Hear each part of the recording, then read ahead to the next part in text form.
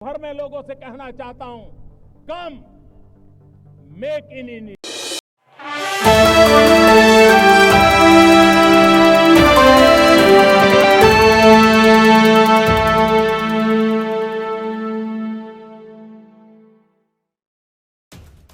दोस्तों नमस्कार। बॉलीवुड की तमाम कहानियाँ आपके समक्ष समय समय पर आती रहती हैं। किस तरह से वहाँ पर करप्शन होता है, किस तरह से वहाँ पर लोगों के साथ भेदभाव किया जाता है।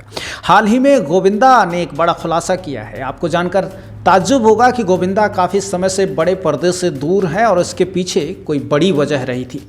उसको ही लेकर के शायद उन्होंने एक बड़ा खुलासा किया है।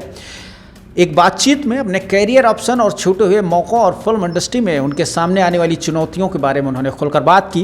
एक्टर ने कहा है कि उन्हें कई बार 100 करोड़ की फिल्म ठुकरा दी।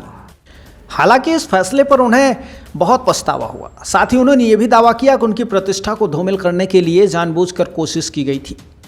मुकेश खन्ना से उनके यूट्यूब चैनल पर भविष्य इंटरनेशनल पर बात करते हुए गोविंदा ने याद किया कि जब लोग लिख रहे थे कि मेरे पास कोई काम नहीं है, तब मैंने 100 करोड़ की फिल्मों को मना किया है। मैं खुद को आईने में देख कर उस ऑप्शन के लिए खुद को थप्पड़ भी मारा। मैंने सोचा कि तुम पागल हो, इस पैसे से तुम्हारा भविष्य सुरक्षित हो सकता था। ये रोल वैसा ही था जैसा आज के फिल्मों में चलता है। हालांकि उन्होंने इस फैसले का बचाव करते हुए खुद के प्रति सच्चे रहने की बात भी कही। उन्होंने कहा कि खुद के प्रति ईमानदार होना और अपनी अंतरात्मा की आवाज़ सुनना बहुत ज़रूरी है। एक्टर ने अपने करियर के एक मुश्किल दौर को भी याद किया। उन्होंने आरोप लगाया कि उनके खिलाफ एक बदनामी अभियान चलाया गया था। उन्होंने कहा कि वो एक ऐसे दौर से गुजरे हैं जहां उन्हें जानबूझकर निशाना बनाया गया और इंडस्ट्री से निकाल दिया गया। गोविंदा ने कहा कि उन्हें समझ में आ गया था कि उनके जैसा अशिक्षित आदमी शिक्षित लोगों की दुनिया में आ गया है और वे उन्हें बाहर करना चाह रहे हैं। उन्हें नहीं पता था कि वे किस हद तक जाएंगे, लेकिन साजिशें शुरू हो गई थीं और यहाँ तक कि लोग उनके घर के बाहर बंदूकों के साथ पकड़े गए। उस दौर ने उन्हें पूरी तरह से बदल दिया।